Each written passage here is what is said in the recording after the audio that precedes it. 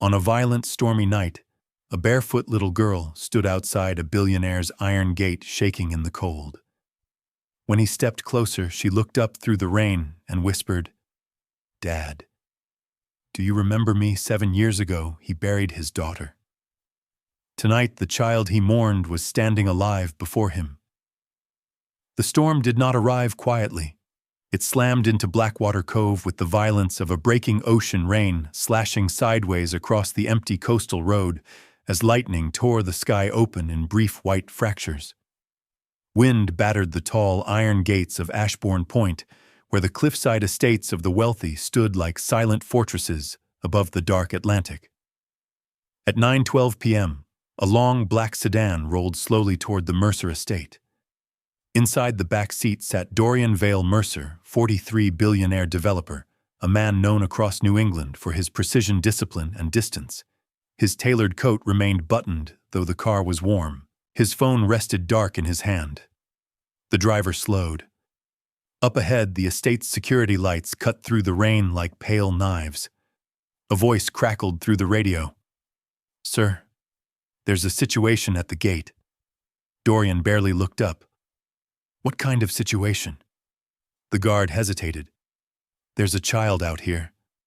The car slowed further. "A child," Dorian repeated. "Yes, sir. A little girl. She's been standing in the storm for nearly 20 minutes. The sedan's headlights swung toward the iron gate, and then Dorian saw her. A small figure clinging to the black bars, barefoot. Her thin, pale dress clung to her legs, soaked completely through. Blonde hair stuck to her face in wet strands, and the wind pushed her fragile body sideways with every violent gust. She looked impossibly small against the towering iron gate. Dorian frowned, confused. "What is she doing here?" The guard spoke again, his voice quieter now. "She says she's waiting for you, Mr. Mercer." Dorian's hand froze on the door handle. "For me, yes, sir." A pause. Then the guard added something that made the air inside the car suddenly feel colder. "She keeps asking if you remember her." Dorian stepped out into the storm. Rain hit him instantly, soaking the shoulders of his dark coat as the driver hurried to open an umbrella above him. But Dorian barely noticed the cold. His eyes were fixed on the small figure standing at the gate. Up close, she looked even smaller. The wind shoved rain across her face, yet she didn't move away.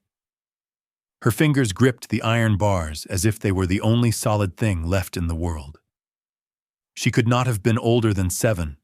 Her bare feet stood in shallow puddles that trembled with each gust of wind. The guard shifted uneasily behind Dorian. "Sir, we should probably call child services." But Dorian had stopped listening. The girl lifted her head slowly, and when their eyes met, something inside his chest tightened in a way he could not explain.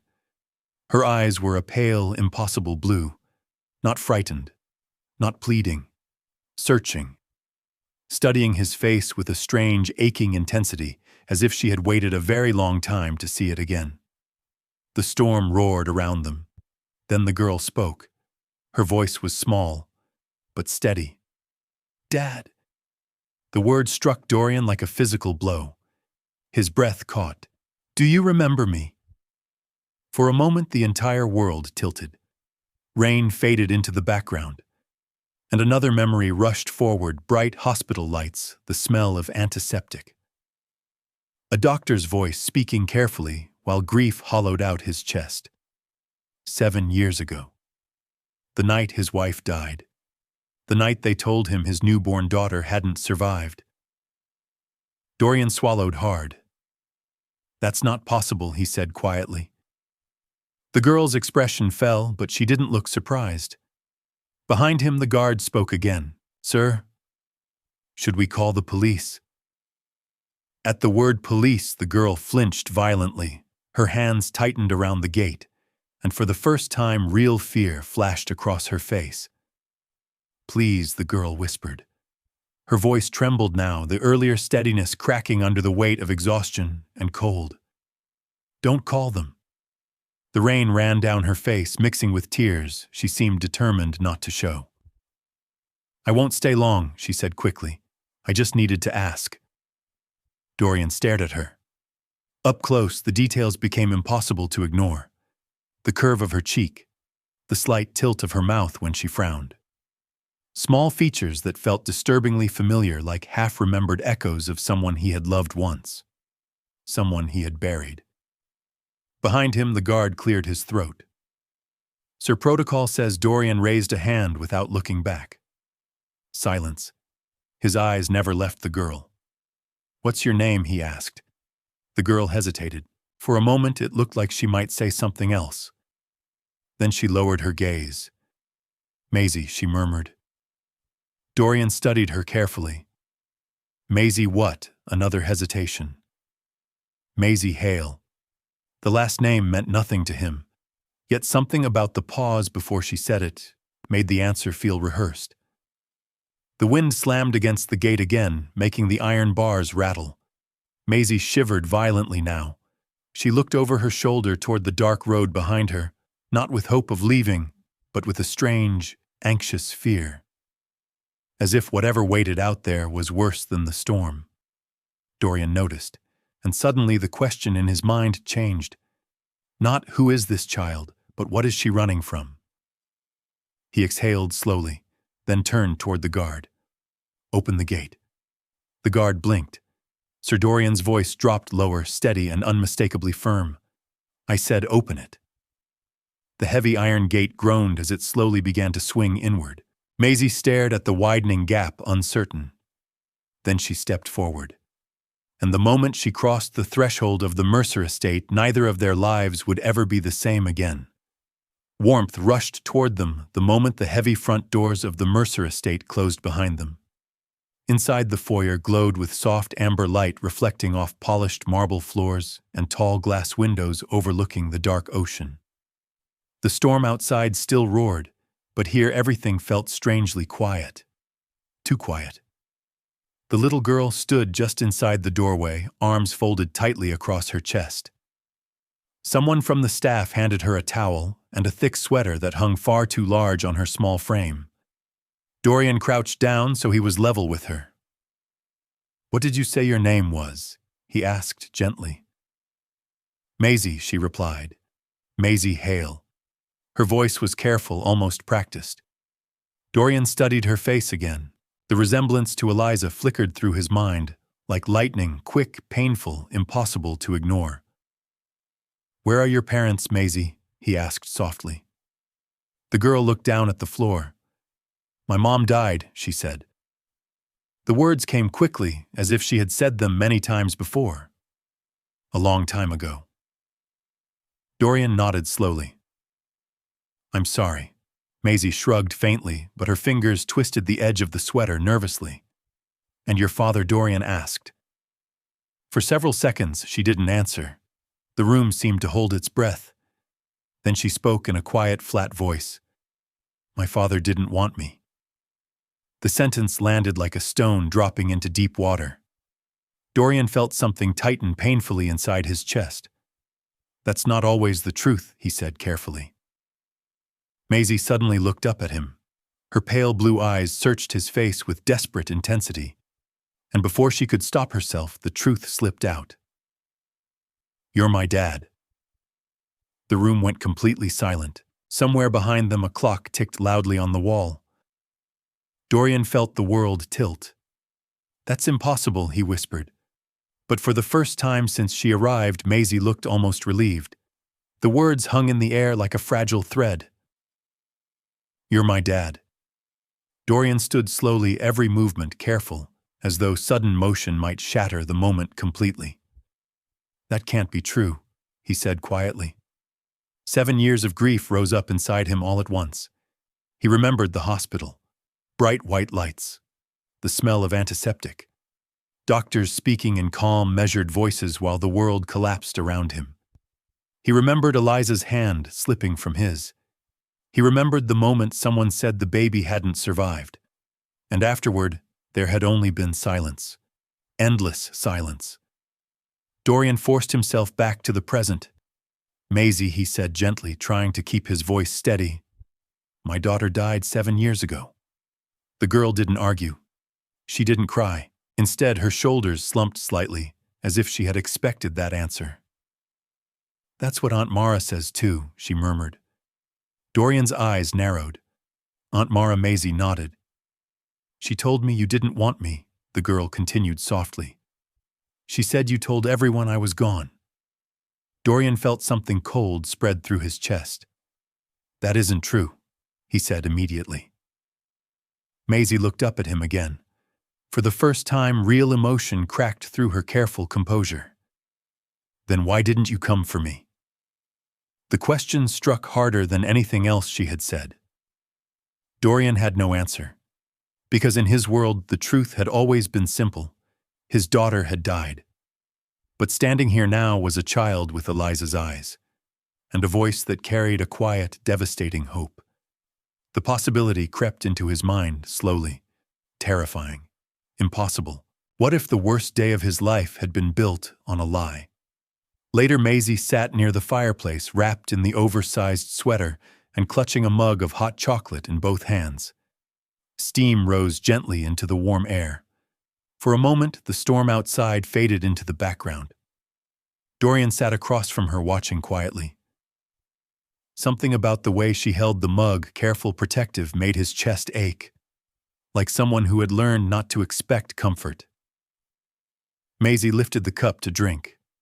The sleeve of the sweater slipped down, and that was when Dorian saw it, a thin plastic bracelet around her wrist, yellowed with age. He leaned forward slightly. "Maisie," he said softly, "what's that on your wrist?" Her hand jerked back instinctively, but it was too late. Dorian had already seen enough to know it was not a toy. It was a hospital band. "Can I see it?" he asked gently.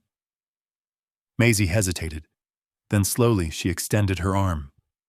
The bracelet was old, cracked in places, but the faded ink was still readable.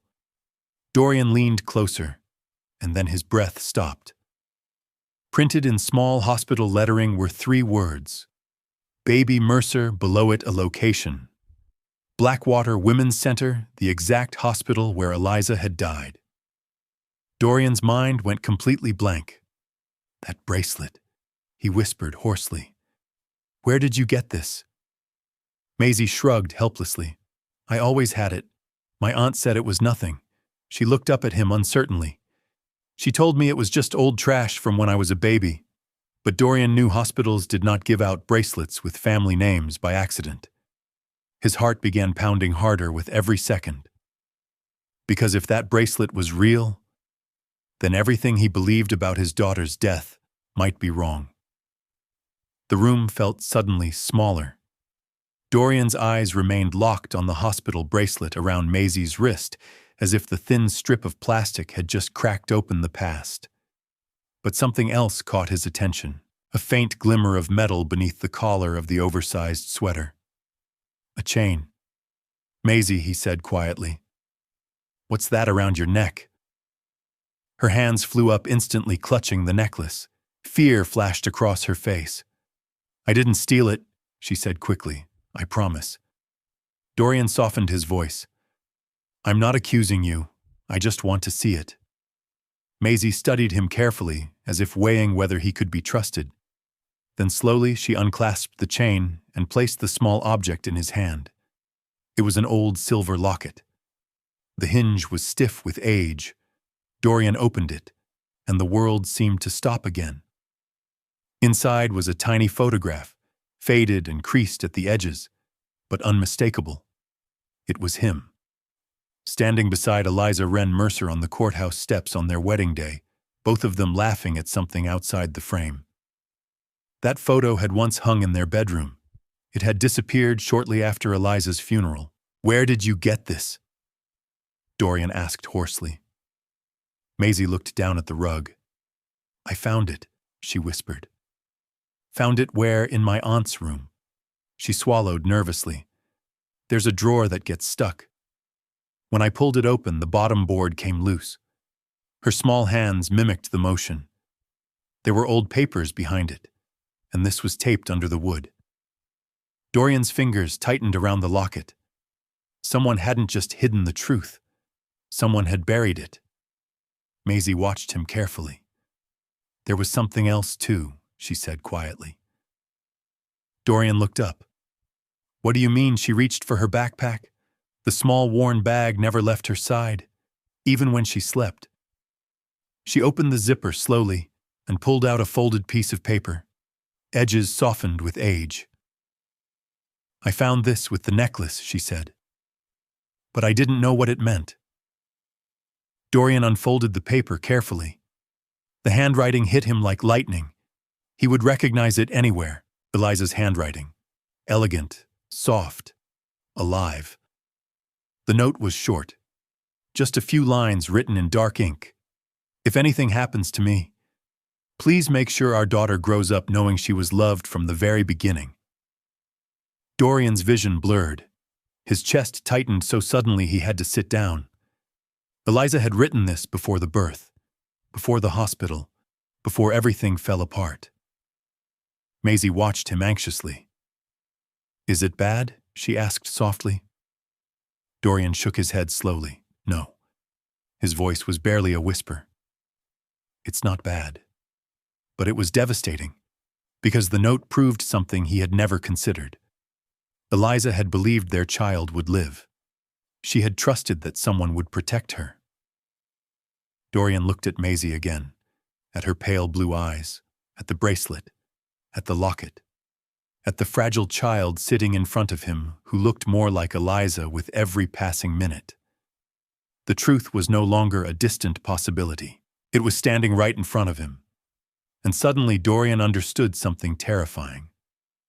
7 years ago, someone hadn't just lied to him. Someone had stolen his daughter. Maisie fell asleep on the couch sometime after midnight. The oversized sweater swallowed her small frame, and the backpack remained clutched loosely against her chest, as if it were the only possession she trusted not to disappear. Dorian stood in the doorway of his study watching her. The firelight flickered softly across her face.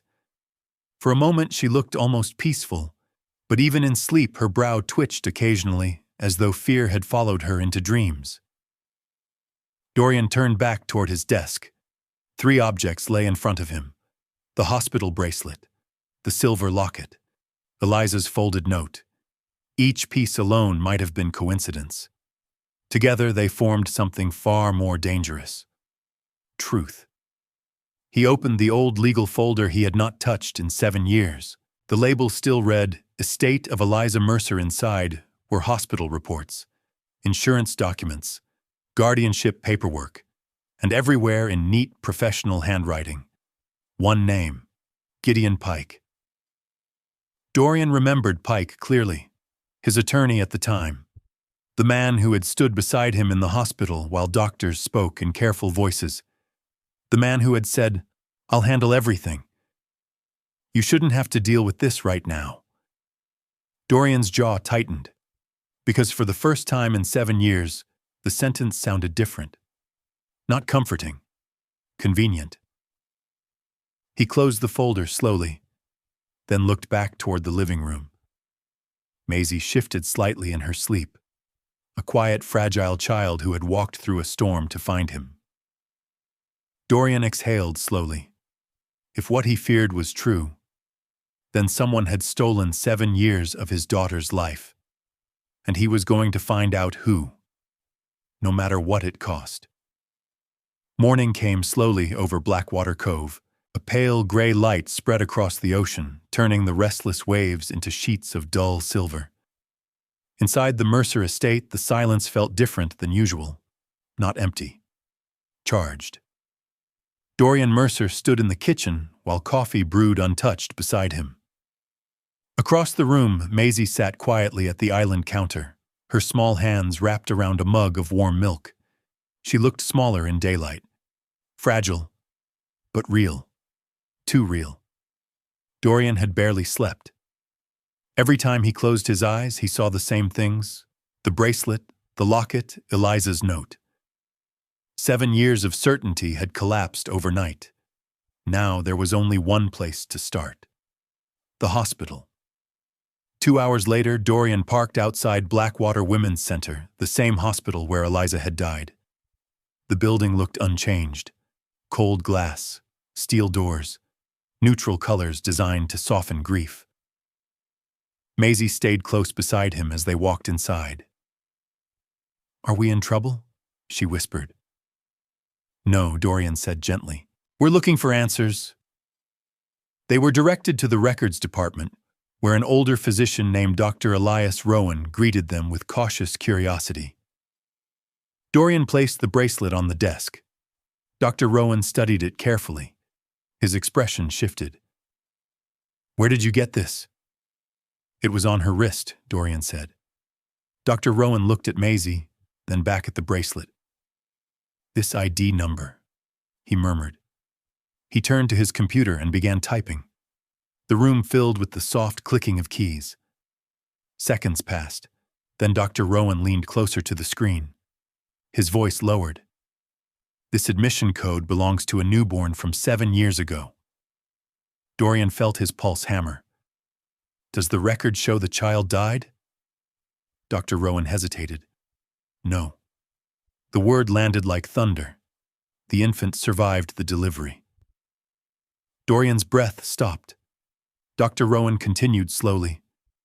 "The mother died from complications." Dorian already knew that part. But what came next shattered everything.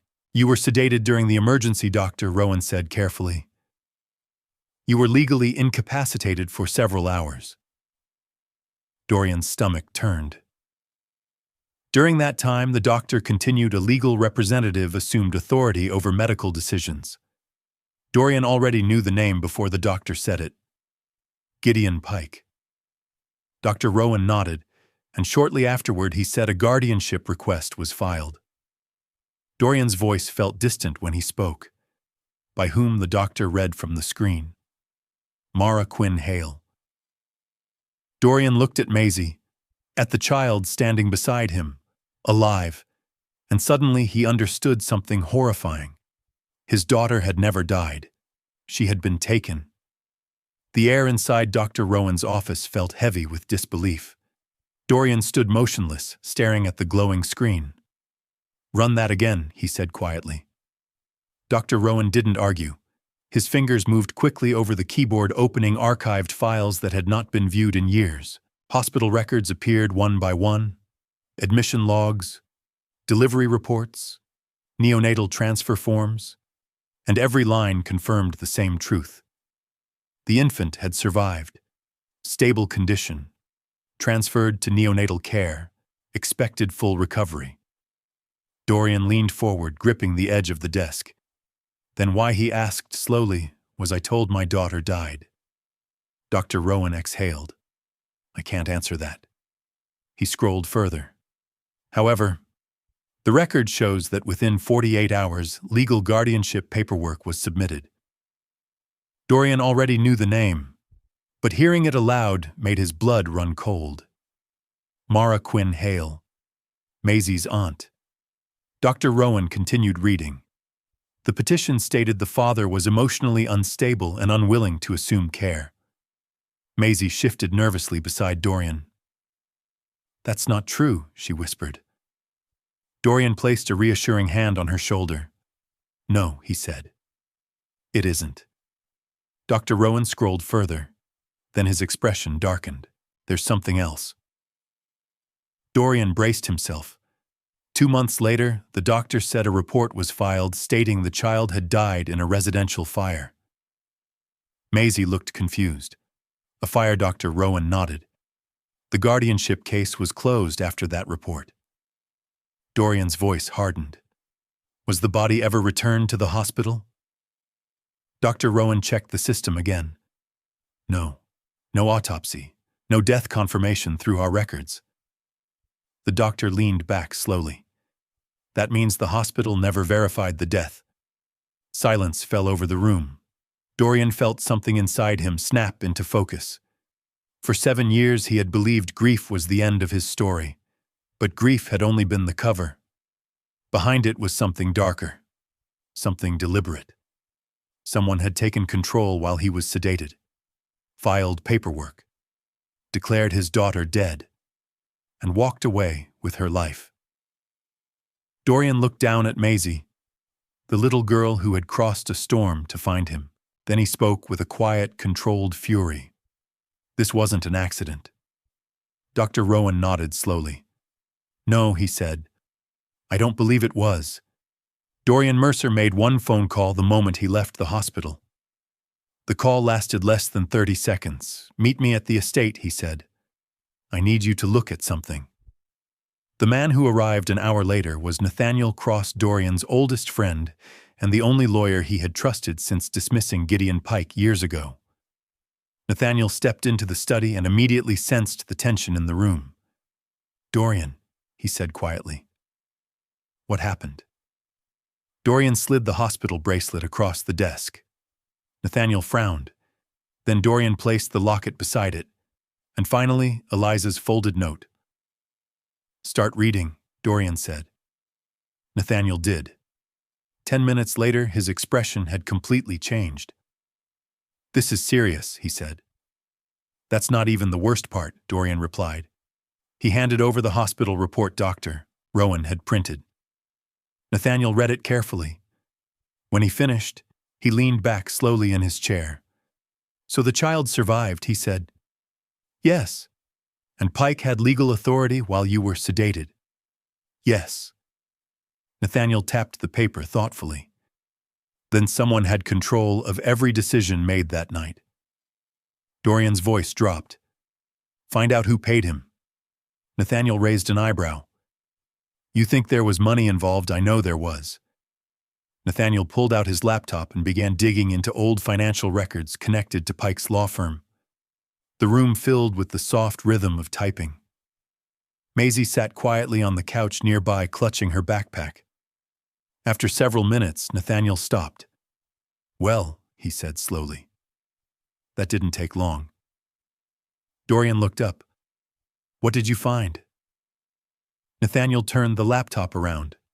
On the screen was a series of financial transfers, consulting payments, large ones, all routed through a legal account connected to Gideon Pike, source Dorian asked. Nathaniel pointed to the originating firm, a legal office registered under one name, Mara Quinn Hale. Dorian's jaw tightened. Nathaniel closed the laptop. This isn't just custody fraud, he said. This could be conspiracy. Dorian looked toward the living room where Maisie sat watching them nervously. 7 years of silence had just begun to unravel, and the truth waiting underneath it was far more dangerous than grief. Dorian stood slowly. Good, he said. Then let's start pulling the thread. The waiting area at North Essex Child Services buzzed with a restless fluorescent hum that made every movement feel louder than it should have been. Metal chairs scraped against the floor whenever someone shifted, and a tired poster about safe homes peeled slightly at the corners of the wall. Dorian Mercer sat upright with his hands loosely clasped together, his posture calm but alert in the way of a man used to controlling chaos through discipline. Beside him sat Maisie, small and quiet, her shoulder pressed against his arm as if she were anchoring herself to something solid after years of uncertainty. She held the strap of her backpack with both hands, twisting the fabric slowly. Every time a door opened down the hall, her body stiffened. They're not going to make me go back tonight, are they? She whispered, barely moving her lips. Dorian leaned down slightly, so only she could hear him. No one is making any decisions without hearing from you, he said softly. And I'm right here. She nodded, though her grip on his sleeve tightened. The door to the hallway burst open suddenly, and the quiet waiting room fractured. A woman rushed in, soaked from the rain, her hair pulled back too tightly, as if she had done it while running.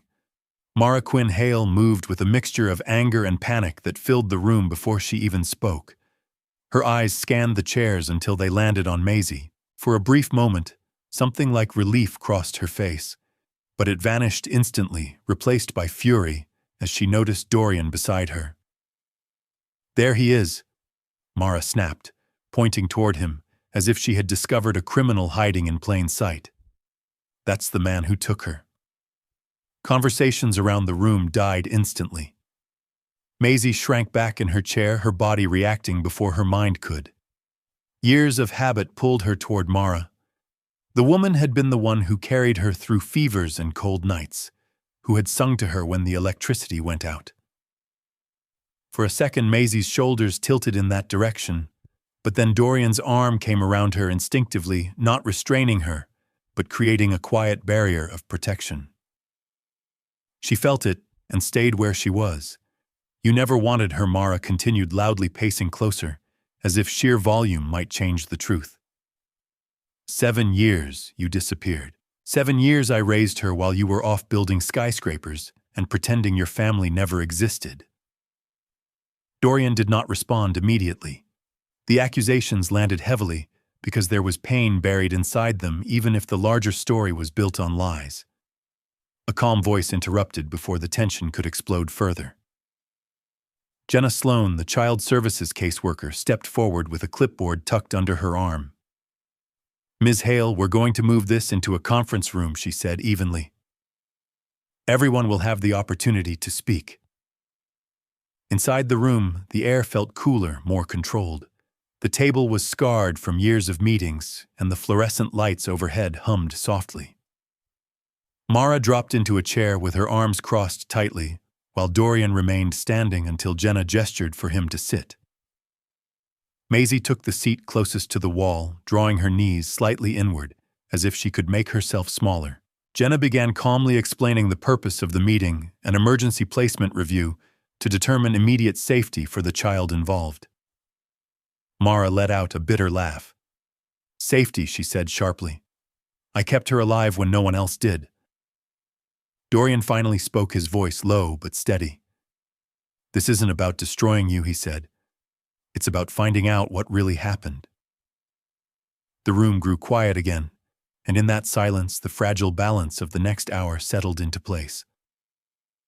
For the first time since the stormy night outside his gates, Dorian realized the truth was no longer just a personal mystery. It was about to become a legal battle, and every word spoken in this room would begin shaping the future of the little girl sitting between them. Jenna Sloan placed both hands on the table and spoke with the calm tone of someone who had guided many frightened families through moments like this. "Maisie," she said gently, "can you tell us why you went to Mr. Mercer's house last night?" The question seemed simple, but the room grew so quiet that the faint ticking of a wall clock sounded almost deafening. Maisie's fingers tightened around the sleeve of the borrowed sweater she still wore. She glanced first at the floor, then toward Mara, and finally toward Dorian. Her eyes searched his face the way a child searches the horizon for a lighthouse in a storm. Dorian did not speak. He simply nodded once, small and reassuring, letting her know she did not have to face the moment alone. Maisie took a slow breath, though her voice trembled when she began. "He didn't take me," she said quietly. "I went to him." Mara immediately slammed her hand on the table. "Don't lie," she snapped. But Jenna raised a firm hand, without looking away from the child. "Let her finish." Maisie swallowed and continued. "Aunt Mara told me my dad didn't want me." She said, her voice barely above a whisper, but growing steadier with each sentence. "She said he told everyone I was gone, that he didn't care." Her eyes dropped again as she spoke, the words sounding rehearsed, because they had lived inside her mind for years. "But I found something," she continued. She explained about the drawer that stuck in Mara's bedroom, the board that had come loose when she pulled too hard, and the small hidden space beneath it, where old cords and papers had been stuffed out of sight. She described finding the locket first, then the photograph inside it of Dorian and Eliza smiling on courthouse steps she had never seen before. Then she mentioned the bracelet she had worn since she could remember, and the folded note written in Eliza's handwriting. As she spoke, the adults in the room listened with growing stillness. Even Mara's angry expression shifted slightly as the truth spilled out piece by fragile piece. Maisie's voice cracked once when she reached the end. "I thought, maybe if he didn't want me, he wouldn't hide something like that," she said. "And if he did want me, then maybe someone lied. The sentence hung in the air like fragile glass. Dorian felt something tighten painfully behind his ribs. Maisie lifted her chin slightly, then forcing herself to say the final reason she had walked alone through the storm the night before. "I didn't go there to hurt anyone," she said softly. "I just wanted to ask him why he never came back for me." Her words were simple, but they carried a quiet power that no lawyer's argument could match. Even Mara looked shaken now, the anger draining from her face as something heavier replaced it, guilt, fear, and perhaps the first recognition that the story she had built for years was collapsing. Dorian finally spoke, sliding the folder of documents across the table toward Jenna. "I have records from the hospital," he said, "medical files, guardianship paperwork, and financial transfers connected to Gideon Pike." His voice remained controlled, but the tension beneath it was unmistakable. "7 years ago, I was told my daughter died. It turns out she didn't." The room seemed to shrink as everyone absorbed the implication. A lie had not only been told, it had been maintained for years. By the time they returned to the Mercer estate that evening, the rain had softened into a quiet mist that drifted across the cliffs like smoke. The house felt different now. For years, it had been a silent monument to grief, every hallway too large, every room too empty.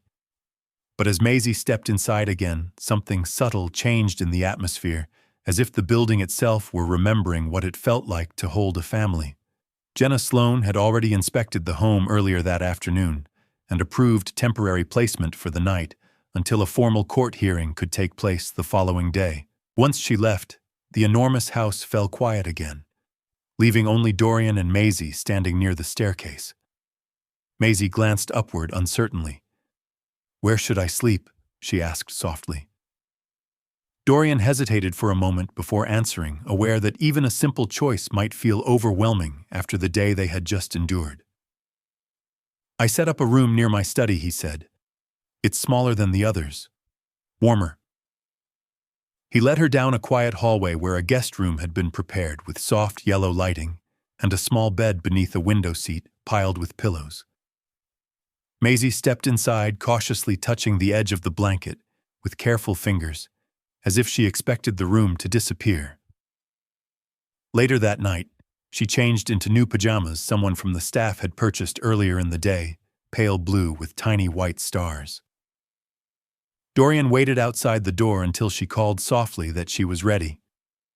When she came out, her damp hair hung in soft waves around her face. She looked younger, somehow, less guarded.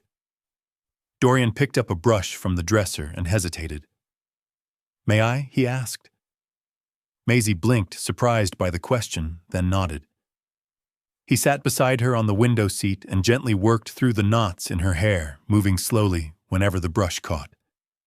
The room remained quiet, except for the soft sound of the bristles and the distant crash of waves against the cliffs below. After a long pause, Maisie spoke without turning around. "Why didn't you come for me?" The question was quiet, but direct. Dorian felt the weight of it settle in his chest. "Because I believed a lie," he said finally, "and believing it was the worst mistake of my life." Maisie stared down at her hands for a long moment. "I waited every birthday," she whispered. The words were so small they might have vanished in the silence, but Dorian heard them clearly. His throat tightened as he realized what those years must have felt like for her. When she climbed into bed later, she reached out and took his hand briefly before closing her eyes. "Don't disappear again," she murmured sleepily. Dorian sat beside the bed until her breathing slowed into steady rhythm. Outside, the ocean wind carried away the last of the rain, and for the first time in 7 years, the house did not feel empty. It felt like something fragile had returned, something worth fighting for. Morning arrived with a pale winter light spreading slowly across the cliffs of Blackwater Cove. The Mercer estate felt unusually alive as Dorian and Maisie prepared to leave for court, the quiet routines of breakfast carrying a fragile sense of importance neither of them fully spoke about. Maisie ate carefully, concentrating on each bite of toast, as if the simple act of finishing breakfast required courage. Dorian noticed the small tremor in her hands and slid a glass of orange juice toward her without comment. When she finished, she slipped her hand into his, automatically, the movement so natural it surprised both of them. The drive to Essex County Family Court took less than 20 minutes, but every mile felt heavier than the last. The courthouse stood in the center of town, a gray stone building with tall columns and narrow windows that reflected the cold morning sky. Inside, the air smelled faintly of paper and polished wood, and the echo of footsteps along the marble hallway made Maisie's grip on Dorian's hand tighten slightly.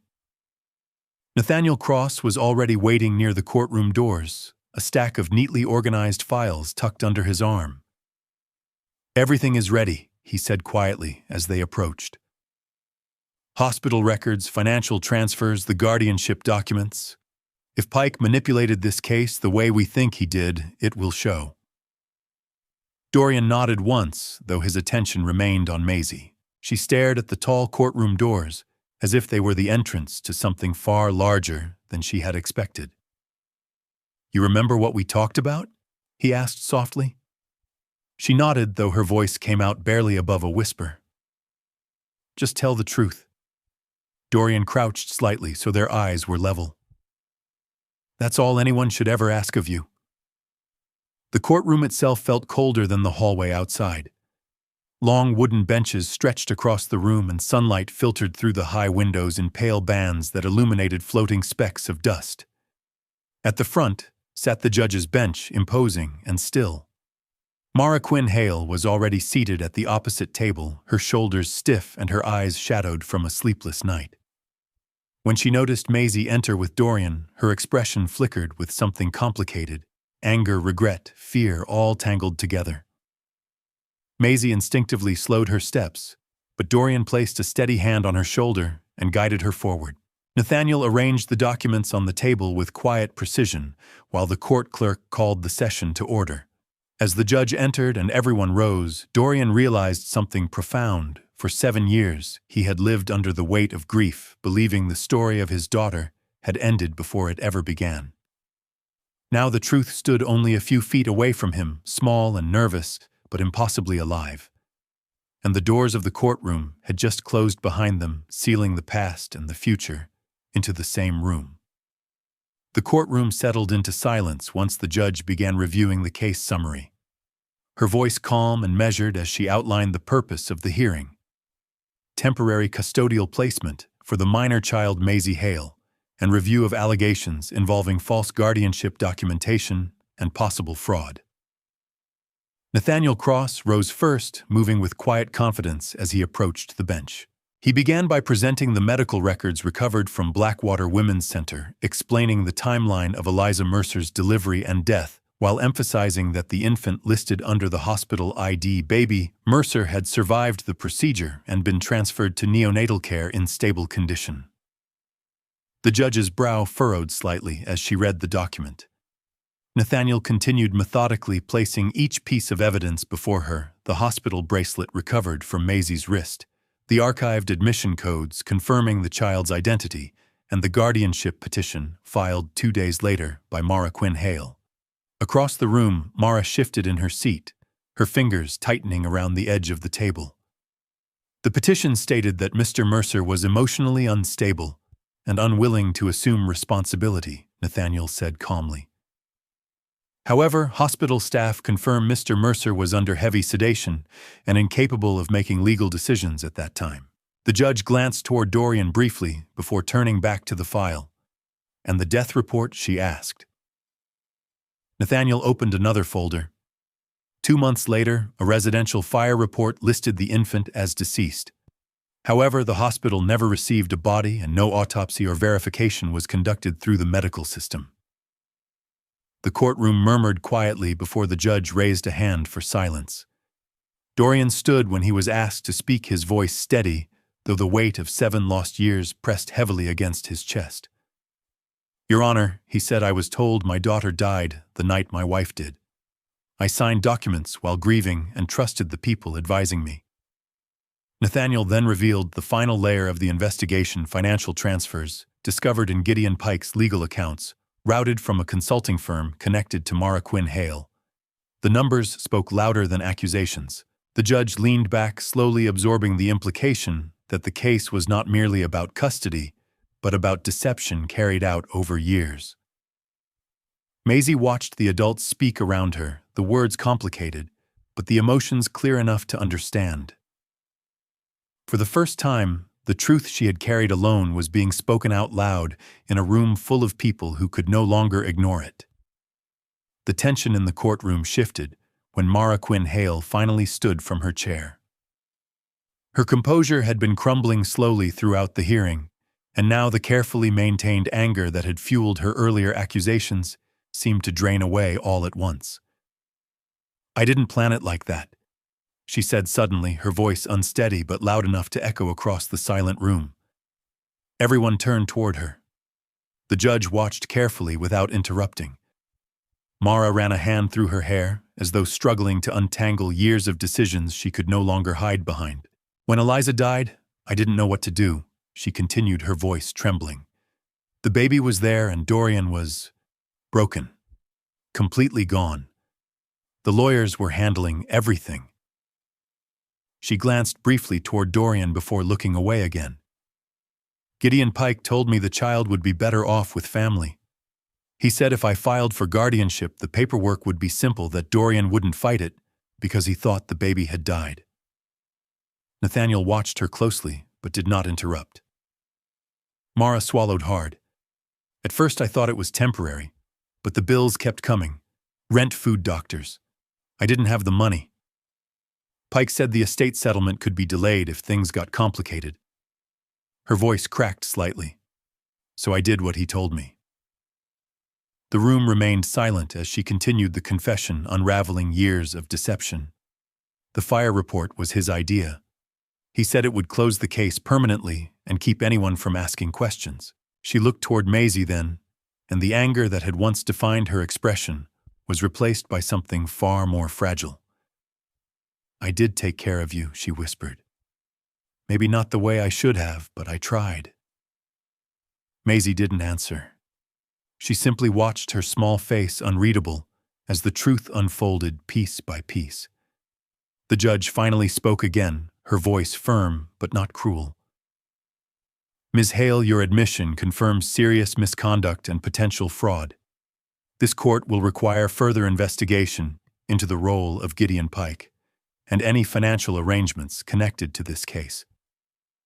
She then turned toward Dorian. "For now, the priority remains the welfare of the child." Dorian nodded slowly, understanding that the legal battle was not finished, but had finally begun to move in the direction of truth. In the quiet that followed, Maisie glanced up at him briefly, her hand finding his again beneath the table. For the first time since entering the courtroom, her grip felt steady. When the judge finally turned her attention toward the small girl seated beside Dorian Mercer, the entire courtroom seemed to quiet in anticipation. The adults had spent nearly an hour discussing legal authority, hospital records, financial transfers, and years of deception. But the center of the case, the child whose life had been shaped by those decisions, had not yet spoken. Jenna Sloan gently knelt beside Maisie and whispered that she could say as much or as little as she felt comfortable with. Maisie nodded slowly, though her hands remained folded tightly in her lap. For a moment she simply stared at the polished wooden floor, as if gathering courage from somewhere deep inside herself. When she finally spoke, her voice was small but clear. She explained that she had not gone to Dorian's house to accuse anyone or cause trouble. She had gone because she wanted to understand something that had followed her every day of her life. "Aunt Mara said my dad didn't want me," she said softly, her eyes lifting toward the judge. "She said he told everyone I was gone." Her gaze shifted briefly to Dorian before returning forward. "But I found the picture and the bracelet and the note my mom wrote."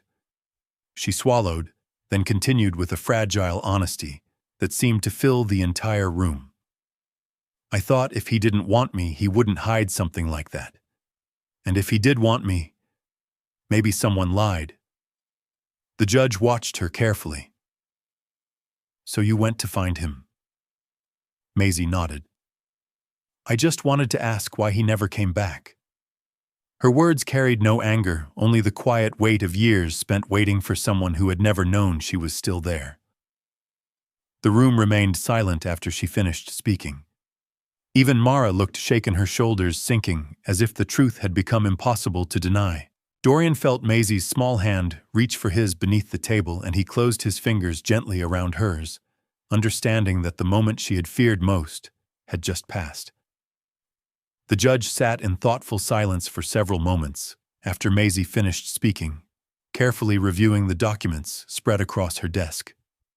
The courtroom remained still, the only sound the faint rustle of paper and the distant hum of the building's ventilation system. Finally, she looked up, her expression firm but measured. This court recognizes that the evidence presented raises serious concerns regarding the guardianship actions taken 7 years ago, she said. The role of Gideon Pike in those decisions will be referred for formal investigation. She paused briefly before continuing. However, the immediate matter before this court is the welfare and safety of the minor child. Her gaze shifted toward Dorian Mercer. Mr. Mercer, the records confirm that you were misled regarding the survival of your daughter, and the testimony provided today suggests that the child has a clear emotional attachment to you. Maisie's fingers tightened around Dorian's hand as the judge continued. Effective immediately, temporary custody of Maisie Mercer is granted to Mr. Dorian Mercer, pending further review. The court will require counseling and ongoing supervision during the adjustment period, but the child will remain under Mr. Mercer's care. The words seemed to hang in the air for a moment, before their meaning fully settled. Maisie blinked, her expression uncertain. Does that mean I can stay with him? She whispered. The judge nodded gently. Yes. The answer broke something open inside the room. Maisie turned toward Dorian with wide, disbelieving eyes. He knelt beside her chair, placing his hands carefully on her shoulders. You were always meant to, he said softly. Without hesitation, she wrapped her arms around him, burying her face against his coat. For the first time since walking into the courthouse, the tension in Dorian's chest loosened slightly. Across the room, Mara lowered her head, silent tears slipping down her face as the reality of the moment settled in. The past had finally been spoken aloud, and the future, uncertain but hopeful, had begun. Several months later, the air in Blackwater Cove felt softer, the harsh winter winds replaced by the gentle warmth of early spring. In the quiet garden behind St. Bridget's Chapel, Dorian Mercer knelt beside a simple stone engraved with the name Eliza Wren Mercer. Maisie stood beside him, holding a single white daisy she had picked from the garden path. She placed the flower carefully at the base of the stone and looked down at it for a long moment before speaking. Do you think Mom would be mad at you? She asked quietly. Dorian glanced at her with mild surprise. Why would she be mad? Maisie shrugged slightly. Because you didn't find me sooner. Dorian took a slow breath, his gaze drifting toward the ocean visible beyond the chapel walls. No, he said gently. I think she would just be happy that we found each other at all. Maisie nodded thoughtfully. Around her neck hung the silver locket she had discovered months earlier, though now the picture inside had been replaced with a new photograph of the two of them standing on the steps of the Mercer estate. The old hospital bracelet that had once seemed like a meaningless piece of plastic now rested in a small glass frame on Dorian's bedside table at home. It was no longer a relic of loss. It was a reminder of the truth that had finally come to light. As they walked slowly through the garden toward the parking lot, a light rain began to fall, soft and warm compared to the violent storm that had first brought Maisie to his gates. She glanced up at him with a shy smile. Dad, she said.